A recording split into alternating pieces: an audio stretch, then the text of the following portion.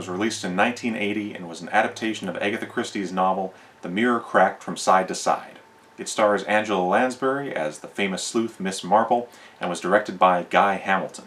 In the film, a local woman is killed during a party held at the home of a visiting Hollywood director and his famous actress wife. When it seems the actress herself was the intended target, Miss Marple sets about solving the case. I'll start off by saying I've never been a huge Miss Marple fan. I've never found the character that interesting, so as a result, I've only read a couple of the books, and I've never really gotten into any of the various series portraying the character.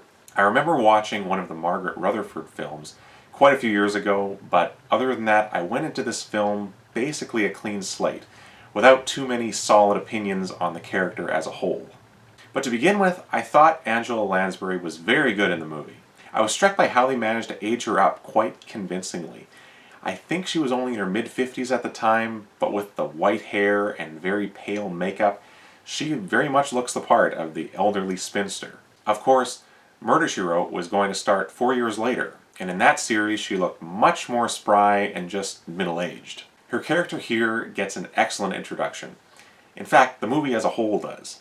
The film starts in black and white as we're watching the end of a murder mystery movie that the characters are watching. I thought that was a very interesting idea, starting the movie with a scene that is likely going to be similar to the closing of this movie as well. But as they're watching, the film projector cuts out just as the detective is about to unmask the murderer. The audience is left surprised and quite unhappy until Miss Marple stands up and lays out the remaining clues and identifies who done it. As the character is an amateur detective, it was a great choice to show her honing her skills while doing something as laid back as watching a movie. That being said, for quite a while I didn't find the character that likable. She's obviously very nosy and is old enough to say whatever she wants to whoever she meets, and she does, so I didn't find her to be quite the endearing grandmother type I was maybe hoping for. I think that's probably pretty accurate to the books though, so I can't fault the film for doing them justice. As we went along though, she did grow on me, especially during the wrap-up of the murder investigation. Speaking of the investigation, the Miss Marple character was not involved in it nearly as much as I expected. Early on, she gets a sprained ankle and the doctor tells her to not do too much, so that likely explains a lot of it. I found that odd though, since I would assume the producers were probably hoping to start another series as they had done with the Poirot character after Murder on the Orient Express. And if you're wanting to set up an ongoing detective character for future films, I would think it's best to have the detective pretty heavily involved in the case itself. Instead, the comings and goings and interrogations are all conducted by Miss Marple's nephew, a Scotland Yard detective played by Edward Fox. And Edward Fox was just great in this movie.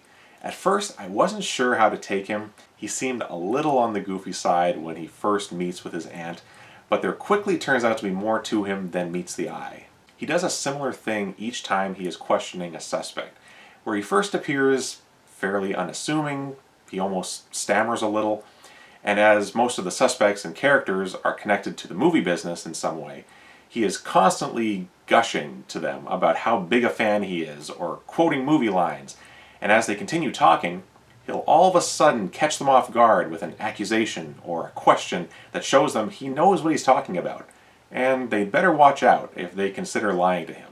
I really enjoyed that, and I thought he played it so well. It's almost a little Columbo-like in lulling the suspect with an initial impression and then pulling the rug out from under them. But all of that did make me notice how little screen time Angela Lansbury actually has, and she shares very little of it with the main suspects. Getting into the rest of the cast, the producers did put together a very nice ensemble of big names here. I read a quote from the casting director that since the film is set in the 1950s, 1953 to be exact, they decided to use stars who first gained popularity during that time in real life. That was a really good choice. So often in TV shows or movies, when they try to portray someone who's a big star in the world of the show, that character is played by either someone you don't know or maybe a character actor who's a frequent guest star and all kinds of things. And I always end up thinking, I don't buy it. That person doesn't seem like they would be a world-famous actor. But that is not the case here. Starting with Elizabeth Taylor, who I thought gave an excellent performance. She's introduced coming out to attend an event in the village where her newest movie is to be shot. And as she moves through the crowd, she continually has the same pleasant but also distant smile on her face. When an adoring fan corners her and talks her ear off, you can see that she isn't present for any of it. It's just another interaction between herself, and she obviously thinks of herself as being far above those around her, and a lowly commoner. All of that rang pretty true to me and made her character feel really believable, which is unfortunate that it is. But I've met some celebrities and formerly big stars at events and conventions, and not all of them are like that. But some definitely are. They have a certain view of themselves and of you, and they will deal with everyone in that same way. But getting away from that, once she's away from the public eye, the mask comes off, and she can be very snide and catty. But she's also fragile and afraid of making this big comeback film. And Elizabeth Taylor turns what is a supporting role in this movie into something very well-rounded and with a lot of different layers. Rock Hudson plays her husband and director, and I thought he gave a very solid, dependable performance. I've always thought he was quite a good actor who can play well in any genre, and I thought the same thing here. There too, he's a real-life star playing that same thing in the movie, and he gets a good scene with Edward Fox where he is dismissing him, thinking that he's a reporter or something like that, and then changes his tune slightly when he realizes he's a cop. I thought Tony Curtis was just perfect as the producer of the film. His whole demeanor, and especially his voice, just fit that part of a fast-talking, backslapping Hollywood big shot so well. He's always selling. No matter who he's talking to, he's trying to present everything as if it's great. He loves everybody. And really, nothing could be further from the truth. Kim Novak plays Elizabeth Taylor's co-star and also Tony Curtis' wife. Her character was completely over the top, which I'm sure was intentional, and Kim Novak leans into that part of it. She is overdoing it a little, but it never felt out of place. It's a familiar type of role for stories like this. The scene where she and Elizabeth Taylor are first reunited after having not seen one another for quite a while was quite funny and very well done.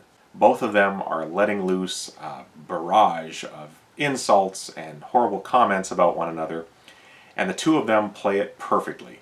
It starts from when they just first see each other and continues on as they are posing together for pictures, muttering these things through their smiling teeth. Geraldine Chaplin was very good as well as an assistant to Rock Hudson's character. Her character is hard to get a read on, and that works very well for the mystery. It always seemed to me like there's more going on there that we aren't privy to, and I like that part of it. Charles Gray makes a few appearances here as a butler. Most famously, he was Blofeld in Diamonds Are Forever, and also had a small role in You Only Live Twice. Seeing him in this film and knowing his Bond villain past did have me expecting him to be involved a little bit more than he was, but I enjoyed him in the part. And speaking of James Bond, a very young Pierce Brosnan shows up in a bit part, which totally surprised me. It did take me a few seconds to confirm it was him underneath that giant head of hair, but indeed it was. The movie was very nicely shot in a couple of different villages in England, all standing in for Miss Marple's village of St. Mary Mead. The narrow streets and stone bridges were all beautiful and made for a very picturesque setting. There was one scene in particular early on that I really liked, where Elizabeth Taylor almost goes into a trance during the party at their house. And I thought the shots and editing were really great.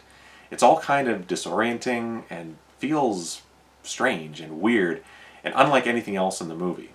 The significance of what's happening right then is only realized later and solidified it as one of my favorite moments in the movie. While we're on things I really enjoyed, the framing of this shot was really great. I won't give any context to it, but if you know the movie, then you'll already get it. It was kind of foreboding and a nicely filmed moment. Similar in a way to Death on the Nile was a pretty shocking scene where a character gets poisoned. It really startled me, and just the whole staging of it reminded me of a couple of those surprising deaths from that movie. It did make me wonder if we were in for a similar high body count, but I won't give anything away on that front. There's also a brief shot where a character is carrying a glass of what looks like milk at first, but was actually supposed to be hot chocolate, that reminded me very much of that one scene from Suspicion, where Cary Grant is carrying the glass of milk up the stairs to Joan Fontaine. There is a somewhat similar thematic element to these movies, and those characters, so it was a nice homage. I also just have to mention something from the plot that I thought was so interesting. I'll try to keep it non-spoilery if you haven't seen the movie, but if you want to skip this, I'll put the time code in here. There's a revelation that one character was pregnant and came in contact with someone sick with rubella or German measles during World War II. And this resulted in her giving birth to a child with several mental issues and health problems. It's said this happened 10 years ago, which takes us back to 1943. Which got me thinking, that's exactly what happened to Gene Tierney, who in 1943 was performing at the Hollywood Canteen and apparently contracted German measles from someone there, and led to her own child being born prematurely and with all kinds of problems as well. Thinking how smart I was to make that connection, I looked it up afterwards, and apparently that is a well-known connection that has been made for many decades now, ever since the original novel was written. So, while I may not be quite as impressive with my recall of classic Hollywood information, it's still an interesting development that I was not expecting in this film. So, if you're looking for a really well-made murder mystery with a great cast, I would recommend this movie. It's extremely well-paced, I was shocked how it all flew by so quickly, and I had a great time with it. It doesn't matter if you're a Miss Marple fan or not, you should definitely check out The Mirror Cracked. Thank you for watching my review. If you liked it, please check out my channel, Hildebrand Productions, for more classic movie reviews. Adios for now.